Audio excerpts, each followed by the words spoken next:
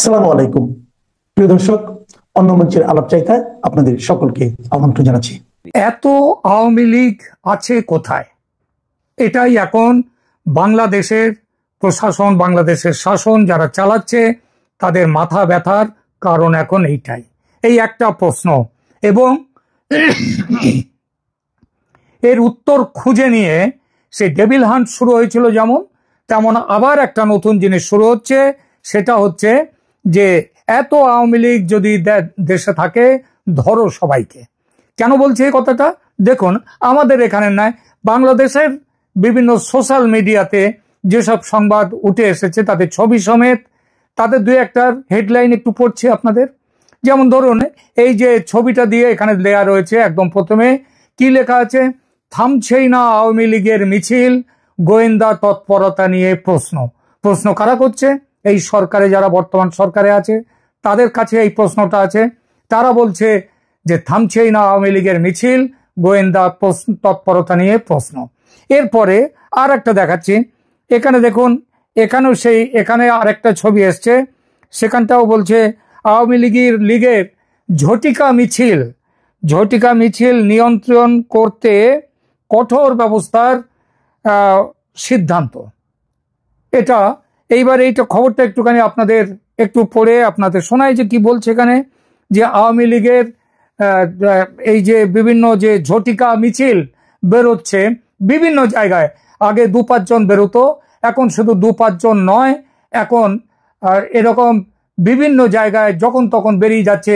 এবং রাস্তায় সেই মিছিল বেরিয়ে যাওয়ার জন্য পরে তার মধ্যে আর ওই 50, 100, 200 মানুষ থাকছে না, তার মধ্যে আরো বড় সংখ্যায় হাজার হাজার মানুষ মিছিলে যোগ দিচ্ছে।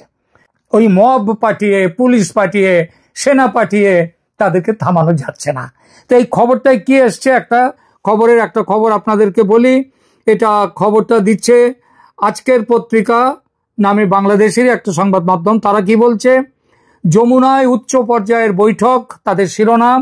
এবং সেই শিরোনাম দিয়ে তারা বলছে যে আওয়ামী লীগের ঝটিকা মিছিল নিয়ন্ত্রণে কঠোর ব্যবস্থার সিদ্ধান্ত।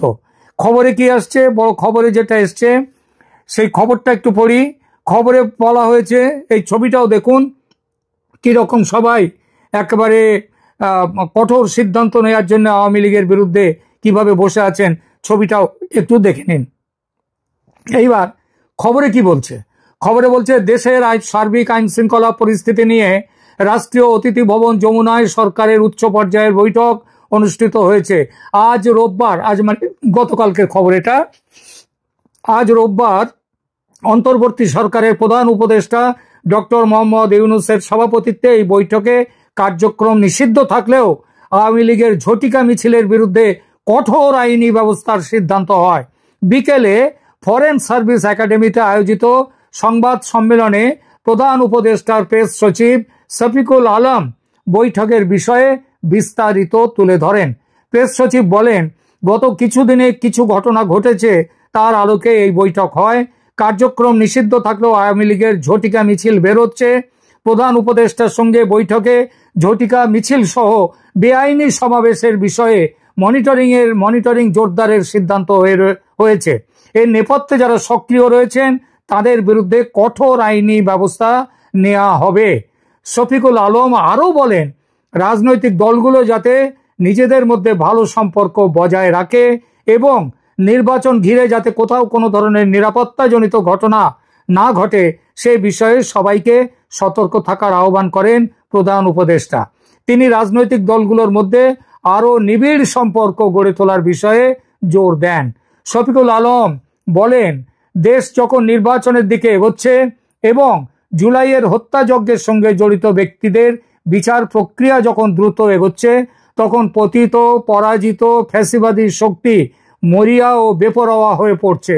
তারা দেশের সার্বিক শান্তি শৃঙ্খলা বিনষ্ট করতে এবং গণতান্ত্রিক অগ্রযাত্রাকে ব্যাহত করতে সব শক্তি নিয়ে মাঠে নামছে। বিষয়টি নিয়ে বৈঠকে আলোচনা হয়।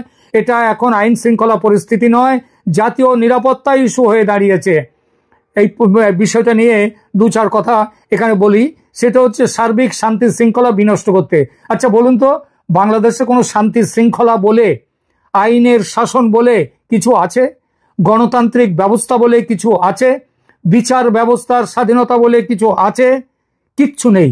তবু বলা হচ্ছে যে আওয়ামী লীগ নাকি এগুলো ধ্বংস করবে। এবং এখানে বলছে কি কি বলা হলো, এটা আইন শৃঙ্খলার বিষয় নয়, এটা জাতীয় নিরাপত্তার ইস্যু হয়ে দাঁড়িয়েছে।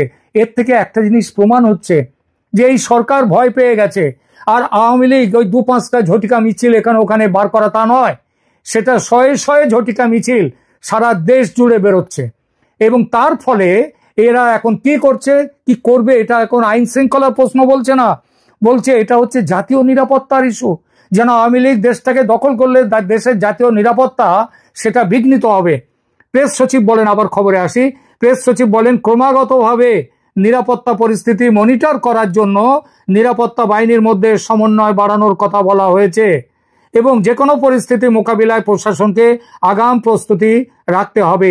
এর পাশাপাশি ডাকসু নির্বাচন যাতে ওই ঢাকা ইউনিভার্সিটির স্টুডেন্টস ইউনিয়নের যাতে শান্তিপূর্ণ উৎসব মুখর পরিবেশ হয়, সেজন্য বিশ্ববিদ্যালয় প্রশাসনকে সর্বাত্মক সহযোগিতা দেওয়ার নির্দেশ দিয়েছেন প্রধান উপদেষ্টা। সম্প্রতি রাজবাড়ির ঘটনার বিষয়ে প্রধান উপদেষ্টার উপপ্রেস সচিব আবুল কালাম আজাদ মজুমদার বলেন, এ পর্যন্ত 7 জনকে গ্রেপ্তার করা হয়েছে। এই 7 জনের মধ্যে অন্তত 2 জন স্থানীয় আওয়ামী লীগের রাজনীতির সঙ্গে জড়িত। ভাষাটা লক্ষ্য করুন, 7 জনকে রাজবাড়ির ঘটনায়, ওই মিছিল সংক্রান্ত ঘটনায় 7 জনকে গ্রেপ্তার করা হয়েছে। এই গ্রেপ্তার 7 জনের মধ্যে 2 জন হচ্ছেন আওয়ামী লীগের কোনো নেতা নন, তারা সাধারণ কর্মী, সাধারণ মানুষ এবং আওয়ামী লীগের রাজনীতির সঙ্গে জড়িত, তারা কেউ দলের সদস্য সম্ভবত নয়। তো এই মানুষরা এখন এগিয়ে এসেছে আওয়ামী লীগের হয়ে নেতৃত্ব দিতে, এই সরকারের বিরুদ্ধে প্রতিবাদ জানাতে রাস্তায়, এবং শেখ হাসিনার যে শাসন সোনার বাংলা গড়ার দিকে এগিয়ে নিয়ে গিয়েছিল, সেই শাসনকে ফিরিয়ে আনার জন্য তারা লড়াইতে নামছে, তারা রাস্তায় আজ নামছে। 7 জনকে ধরেছে, তার মধ্যে 2 জন হচ্ছে এই আওয়ামী লীগের রাজনীতির সঙ্গে জড়িত, স্থানীয় রাজনীতি, তারা কেউ কোনো নেতা টেতা কিচ্ছু নয়। এই জায়গায় এসেছে আজ মানুষ। আজকে নির্বাচনে আওয়ামী লীগের নাম থাকলে, আওয়ামী লীগ এলে আসবেই, এটা লিখে নেওয়া যায়, তাহলে এরা কিন্তু আওয়ামী লীগের হয়ে ভোট দেখবেন, নির্বাচনে আওয়ামী লীগের নৌকা তর করে এগিয়ে যাবে।